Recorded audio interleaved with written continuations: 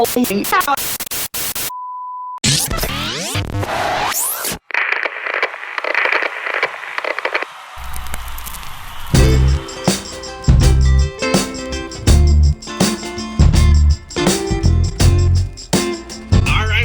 thank you for being with us today. We're so excited to sit down and have a conversation with you. Back in 2020, Tom and I set out to set up this podcast experience because we know that educators need to feel connected. And frankly, in that time, we needed to reignite our flame. And so we just sit down and get motivated and ready for the week. So we want to thank you for being here with us.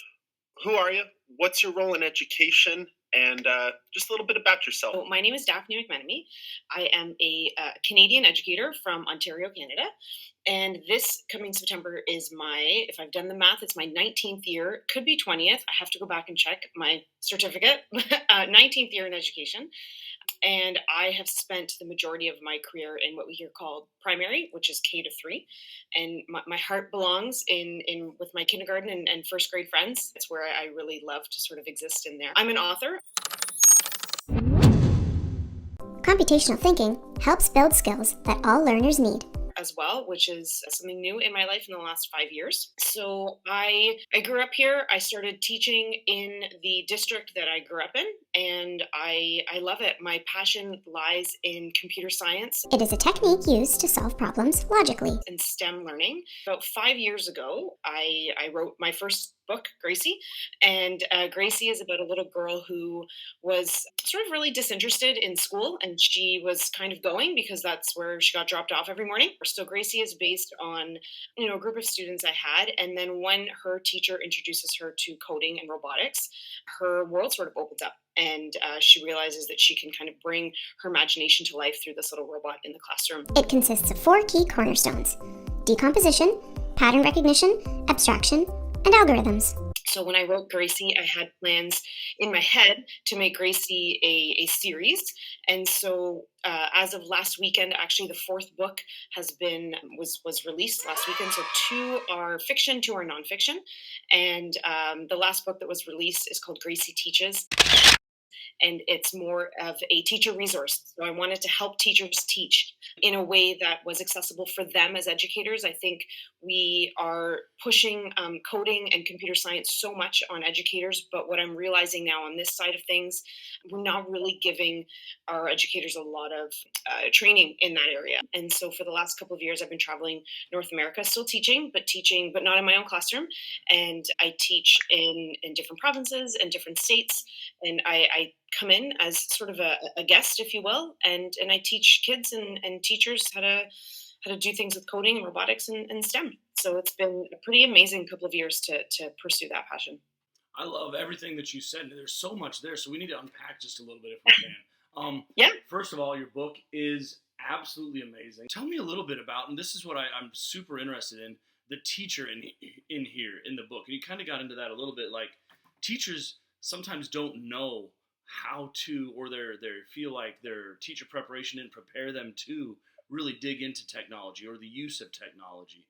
If there are teachers out there that may be questioning themselves about where do I start? How do I get technology into my classroom? So Gracie's about a little girl because I have a little girl and because I was a little girl. And I grew up very much being labeled. So I'm a 1980s kid. I was born straight up 1980, right in the middle of the year. And I grew up with an older brother. So everything I did was based on what I saw. And so I was labeled a tomboy. And I will fight people today who say that out loud. Like people who know me, if they hear somebody say it, they roll their eyes and they just walk away because, oh God, you've opened Pandora's box and now you're going to regret that. I wanted to play baseball and video games, and you can see my Super Mario Love it. post. Love it. So that's sort of what I liked to do. So when it came time to teaching, you kind of just incorporate the stuff that you're passionate about. So I actually started incorporating technology as soon as I could. So soon, like I started teaching in 2005, and I when I started, we had overhead projectors. That was technology, right? And VCRs, that was technology. And in terms of what we were able to give to kids and put in their hands for technology, there wasn't much.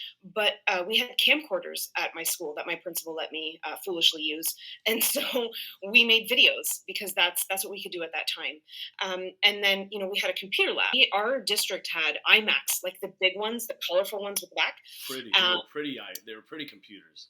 Yes, very, and very heavy. Yes. But they had a built-in handle, so I was allowed to take one home. My principal let me take one home on the weekends because they had iMovie on them, and so he taught me how to use iMovie. So I used iMovie back then to create like video yearbooks for the school. That's awesome. That was sort of my job, and so I was using it to make stuff for the kids.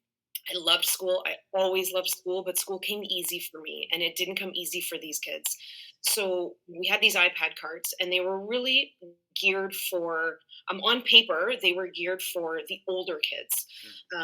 And I was and still very much am a person who, when you say you can't do this, or, it's not supposed to be for you, like this isn't for girls, I'm going to do it. This isn't for kids in grade 1. I'm going to prove you wrong. So I started using the iPads initially because I believed that it was my last hope of getting these kids to do something. And I started with a green screen app. And I did all the tapping and touching for them. But as I did that, I realized that they could actually do it themselves. And that they didn't need to know how to quote unquote read to be able to access this technology, because there was stuff in the technology that allowed them to access it without being able to read every word on the page.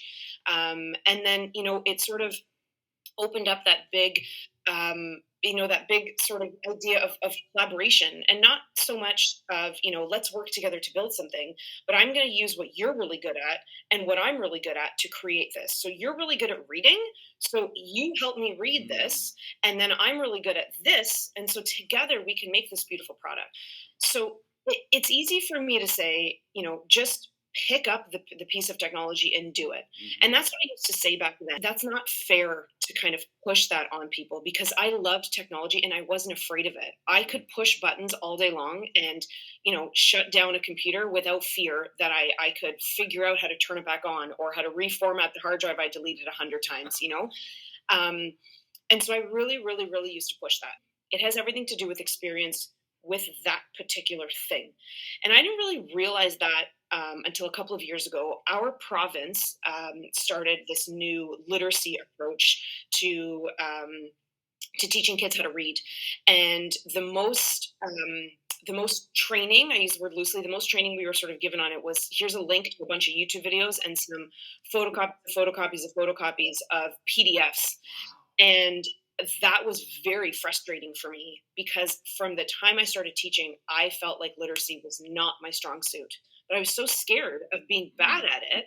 And, somehow in my head thinking, if I'm going to do it wrong, and then I'm going to erase the reading abilities that they already have, which when you say it out loud is ridiculous, it's no different than the people who were hearing me say, just pick up the iPad and go for it. So, I want to say, just pick it up and do it. Yeah. But that's a scary thing to do. So I think the first thing you need to do is kind of ask yourself why you're afraid of it, and go with that. And then what I would honestly say is just give it to the kids. And that I can say from experience, from a technology standpoint and the math standpoint and the literacy standpoint. When I started this literacy approach with the kids first, suddenly I realized that they were actually picking it up faster than I was. But then the other side of that piece is we really have to think about what we are taking away from our kids by that fear of technology. Our kids today, and I say that with reality, our kids today were literally born with iPhones. Our kids in Western society, and especially in North America for the most part, were born with iPhones and smartphones in their faces, literally coming into this world. There was some kind of device in the room that they were in that was filming them. If we're not offering them the technology in a way that's suitable for them, we're doing a disservice to them and to our teaching. So there does come a point where you just have to do it. You have to put your fear aside to be able to do that piece. Well, I think that that's really important to model for them too, right? Mm-hmm. Like, be a risk taker. We tell them, give it a try. We got to show them that we're willing to do that as well. I love that you said give it to the kids. This year, we are trying something new with our math. There's a program that we use to supplement with our math curriculum, and I'm trying to pilot it so Mhm. that I can help teach teachers next year how to use it.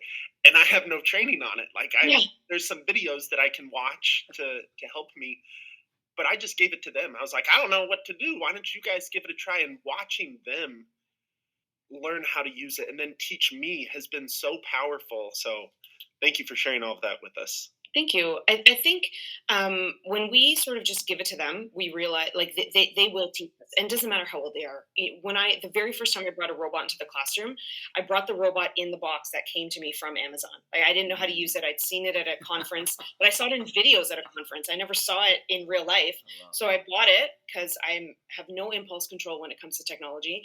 I brought it into the classroom. We all sat down, we unboxed it together, and we just pushed all the buttons. And they would ask, like, "What does it do?" I have no idea. Let's push buttons. And at that point, I knew as long as we didn't physically throw this thing across the room, we weren't going to break it. And so I learned how to code this robot literally with the children on the floor. And we dragged and dropped things from iPads and pushed all the buttons without sort of any fear.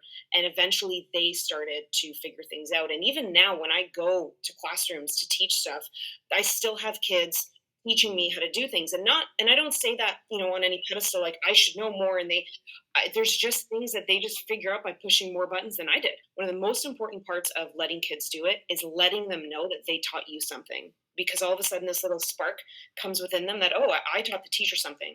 Because so long education is about teacher at the front of the room, and we are on this hierarchy. I am first, you are next.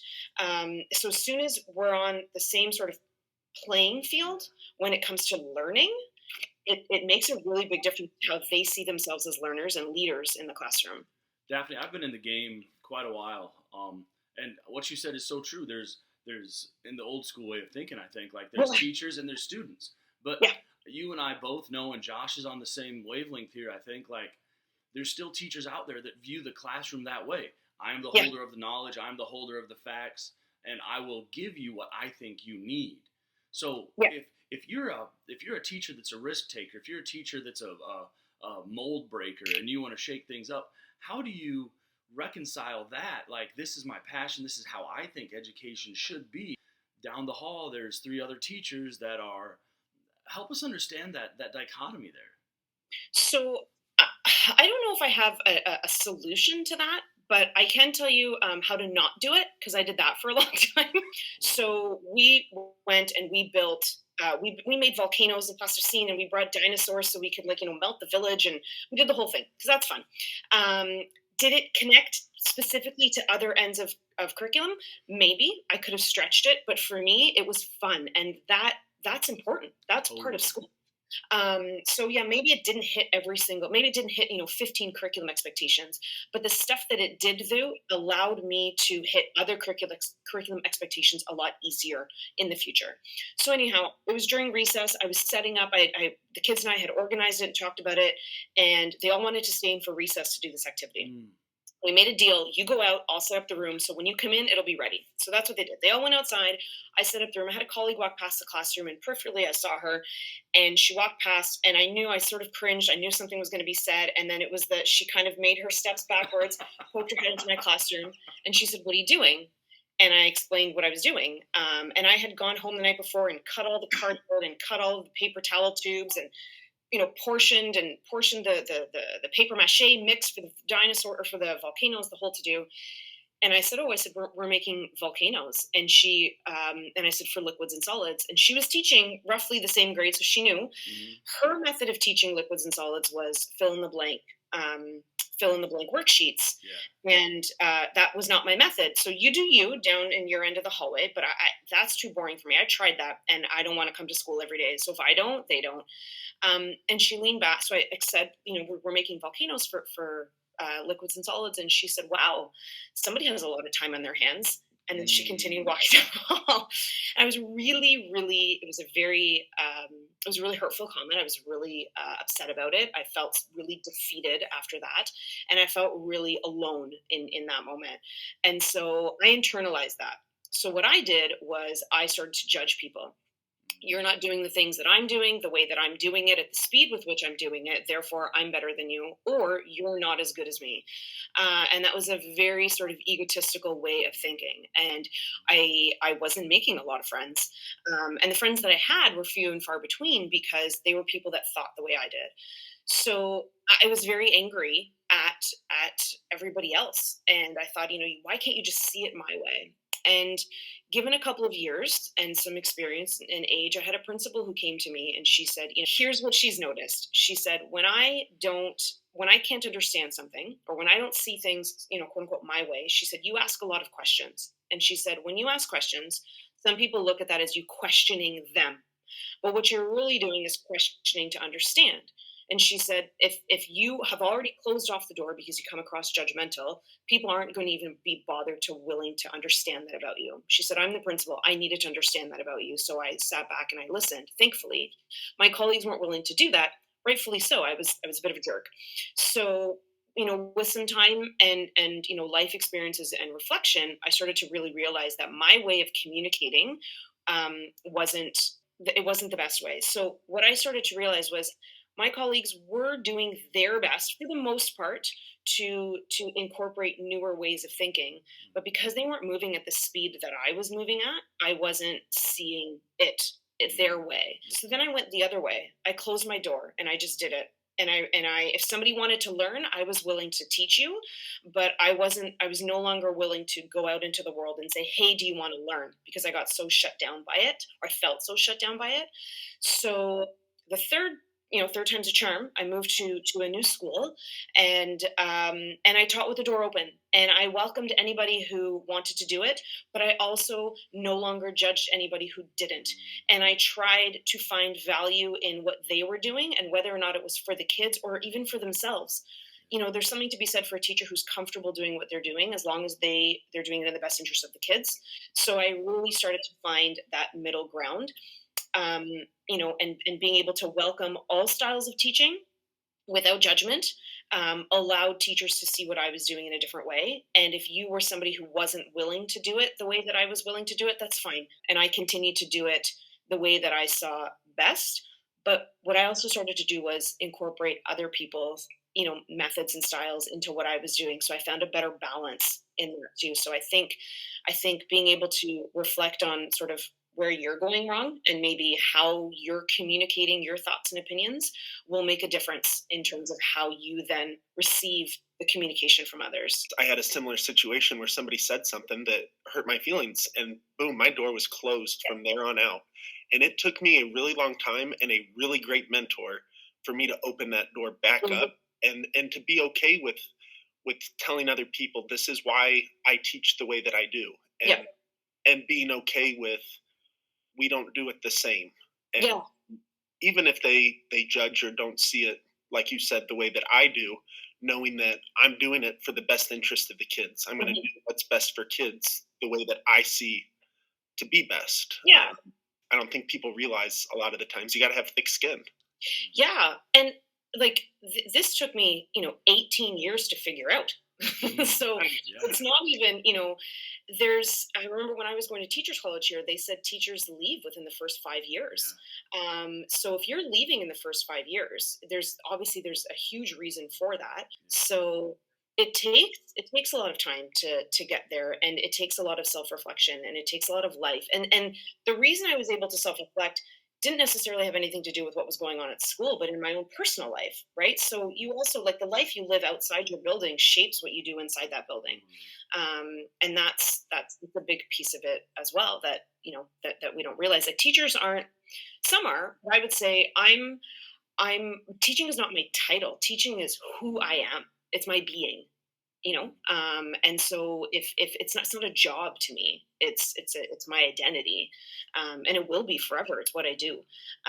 And so there's you see yourself differently than maybe your colleagues would. And aside from having, thick skin, you also have to have a really hard belief in yourself, and knowing that I'm doing this for the right reasons. We always end with one last question. In the world of education, or just in general, what does the world need now? I think that we need to be patient and willing to understand where somebody else is coming from in order to better know them and then learn about ourselves and know ourselves to move forward. I think Love so. it. Yeah. I love that you keep going back to that self-reflection, because that's such a big part of not only teaching but of life, to be a better human, a better friend. Well, Daphne, thank you so much for being here with us. I thank you for helping that flame continue to burn in us. Thank you. I appreciate it.